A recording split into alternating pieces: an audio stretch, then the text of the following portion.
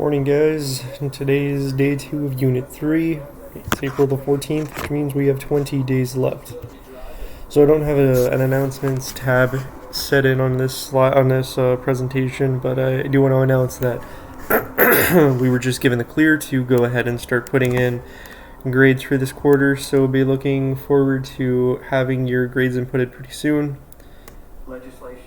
Moving on into today's PowerPoint presentation. Our objective today, we only have one today as opposed to yesterday's 3, which would be to describe the 3 different ways that culture is diffused across the world. Our key points are going to be to look out for expansion diffusion, which has 3 subtypes, which would be stimulus diffusion, contagious diffusion, and hierarchical diffusion. And then the second type of diffusion would be relocation diffusion. Again, these are the key points, so be looking out for these when we get to these.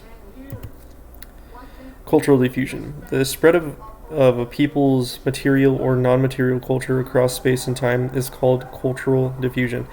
You'll remember from yesterday's presentation what material and non-material cultures were.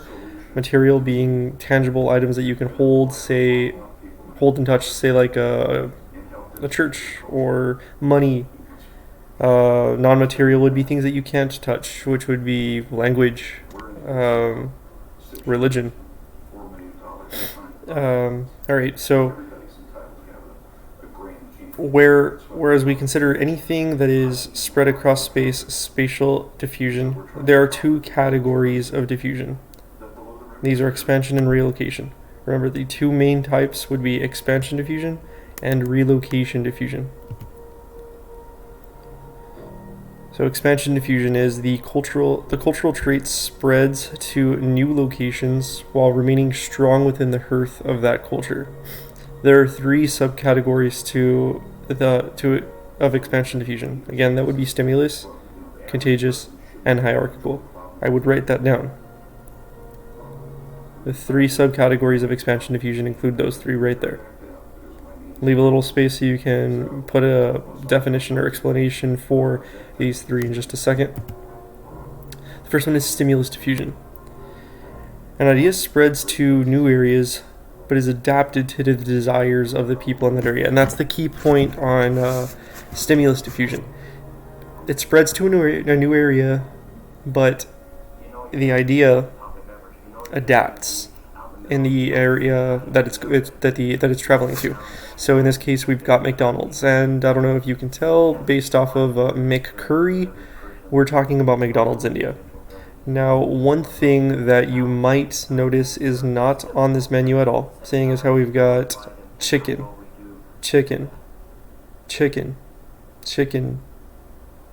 probably chicken right there too. Veggie surprise, I don't want to know what the surprise is. We notice that there's no beef here at all. That's because the cow is a sacred animal in India, so they don't have any regular hamburgers there in an Indian McDonald's. So the idea of McDonald's was spread to India, though since it is stimulus diffusion and it adapted to its new environment, they got rid of beef. So what did you notice is different from the McDonald's menu that you're used to seeing? Normally you're going to see, probably this chicken burger. You're definitely not going to see the Sahi chicken McCurry pan. But this would be stimulus diffusion. The idea adapts to its new location. The next one is contagious diffusion.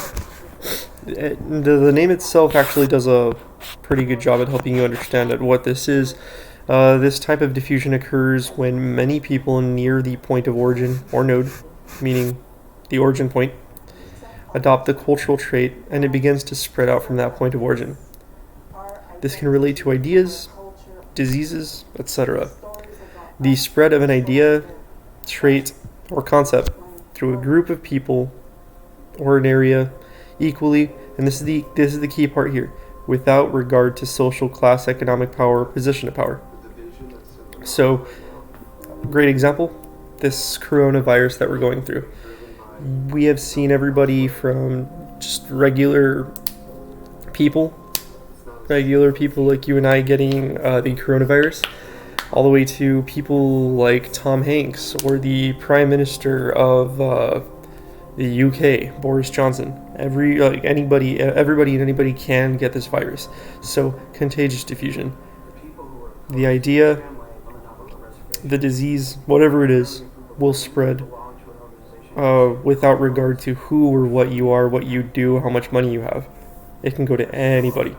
So this brings us to our next one, which is the hierarchical diffusion. This type of diffusion generally relates to ideas, information, or cultural traits, whereas this one can relate to ideas or diseases. Again, this type of diffusion generally relates to ideas, information, or cultural traits.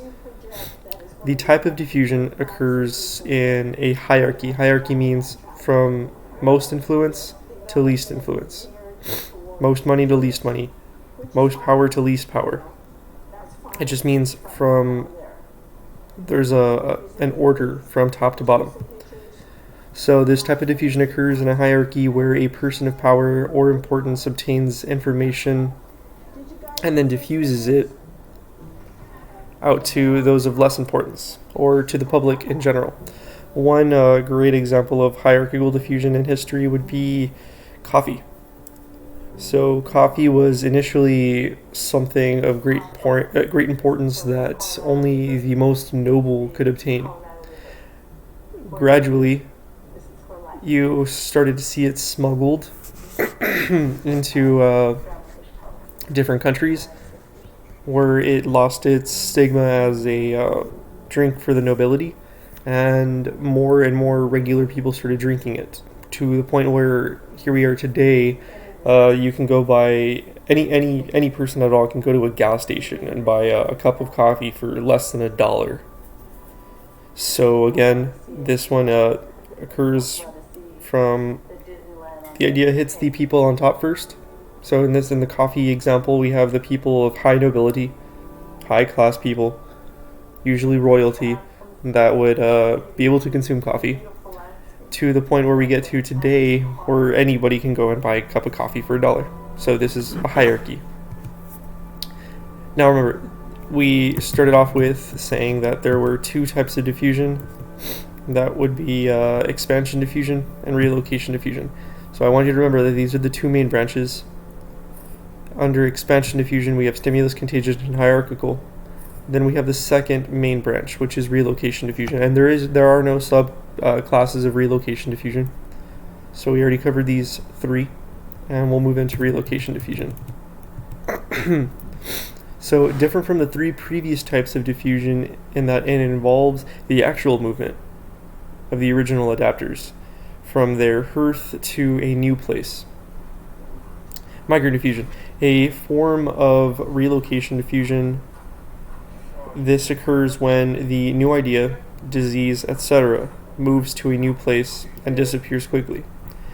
This can sometimes cause it to be difficult to determine the origin of the innovation, idea, or disease because how quickly it dissipates. A great example here would be the Spanish. So these are the Spanish coming to the New World. These are the native Mesoamericans. So they relocated, and with them they brought religion. So Christianity was one thing that the Christian church wanted to make sure was spread into the New World when these conquistadors came. So Christianity was spread through relocation diffusion. That is how Christianity hit the Americas. Diffusion cannot occur unless two or more, and this pertains to both relocation and expansion diffusion. So diffusion cannot occur unless two or more cultures come into contact with one another. So two cultures need to come into contact with one another. I mean, and that makes sense because, I mean, how would one culture who's never heard of tortillas learn of tortillas if they've never at all come into contact, whether it be on the internet or somebody on vacation? If these two cultures never came into contact with one another, there would be no way possible for this, any of these ideas to spread.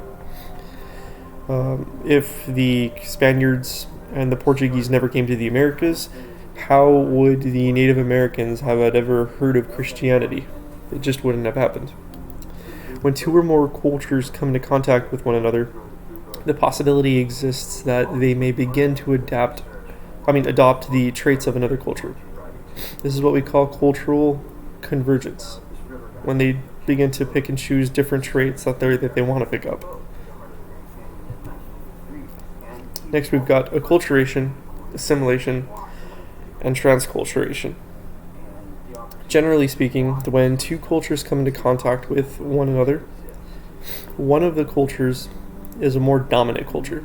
In our case with the Spanish and the Mesoamericans, obviously, seeing as how the Spanish were significantly more powerful, they had a navy, they had ships, they had cannons, guns, swords, and infinitely more knowledge than the Mesoamericans. They were the more influential, more dominant. So what we're seeing here is this culture, the Spanish culture, went to the Mesoamericans.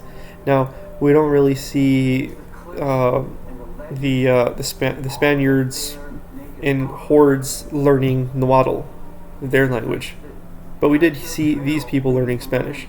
Now, Spaniards did learn Nahuatl, but that was just so they could speak to the natives, so they can teach them Christianity. You don't see the Spaniards converting to the religions of these people. You see these people converting to the religion of the Spaniards, and not necessarily by choice, but because these people were more powerful, so they really had no choice. Those of the weaker culture will tend to adopt the traits of the dominant culture. When this occurs, this is called acculturation. So we see that these people acculturated to these people's culture. Acculturation can lead to assimilation. Assimilation occurs when the cultural traits of the weaker culture are completely erased and replaced by the dominant culture. And we can see that these people's I don't really see many, I'm sure there are some, but not many people worship Quetzalcoatl, the winged deity of these people, their god. Now, all of these people's ancestors are the people who currently inhabit the Central American countries, and the majority of Central America, their religion would be some branch of Christianity. So this is where we see that they assimilated. First, they got hit with acculturation, where they started to adapt to theirs, until we hit assimilation, where altogether their religion or their culture mostly dies, and they tend to just keep the religion that was passed on to them by the Spaniards. Transculturation occurs when two cultures meet and neither is dominant over one another. Instead of one dominating and taking over the other, they live side by side and exchange cultural traits with one another. And this is kind of the way we live today. You can see many different cultures, especially in larger cities. You can have people from all walks of this planet. Let's say we're in San Antonio and you have a much more diverse population. You don't see one culture dominating over another and forcing others to abide by their cultural norms. You just see them living side by side, and if an Indian were to come to the United States, they open up an Indian food shop, a shawarma shop, a curry shop in San Antonio. You see people who aren't Indian who would go and visit it. I would go and visit it, and all you're doing there is this would be transculturation, because you're just picking little ideas here and there. You can appreciate bits and pieces. This would be transculturation. So this would be the end of today's presentation, your exit ticket for today. I will go ahead and open up an assignment tab under the assignments tab for your exit ticket for today. It'll be titled April 14th or 4-14 exit ticket. All you're going to have to do is write a 150-word summary based on your own internet research over whichever of these topics you would like to choose. Diffusion of Christianity, the diffusion of Islam, the diffusion of Judaism, or the diffusion of the English language. How did the English language spread? How did Judaism spread? How did Islam spread out of the Middle East? How did Christianity spread out of the Middle East? And I remember some of you guys chose the answer choice that said Christianity originated in Mexico. No, it did not. No, it did not. So you're going to figure out how Christianity got to Mexico. Now, in doing this, you must use and connect just one of the following words to your research summary. You need to use contagious diffusion, hierarchical diffusion, stimulus diffusion, and I meant to put this last bullet here, but relocation diffusion would be the fourth bullet. So any of those four, contagious, hierarchical, stimulus, or relocation diffusion, and you're going to choose one of these four. If you would like to do a different topic, I'd rather you not, but if you really feel like it's a great topic, then, just go ahead and message me. Tell me that that's what your topic is going to be, and I'll go ahead and approve it for you. This will be due by midnight, guys. So your homework tonight is to submit that exit ticket to me by midnight. You need to finish Chapter 6. At most, hopefully by tonight at midnight. And for those of you who are already done, we are going to be covering 3 chapters again this week. And I already posted Chapter 6, and in a little bit I'll go ahead and post Chapters 7 and 8, just in case you want to get ahead. I'm not assigning 7 and 8 just now, but they will be coming within this week as your assigned homework, so if you'd like to get ahead, go ahead and do that. Again, submit your exit ticket by tonight, finish Chapter 6 by tonight. If you want to get ahead, you can get ahead. If you have any questions, go ahead and email me, guys.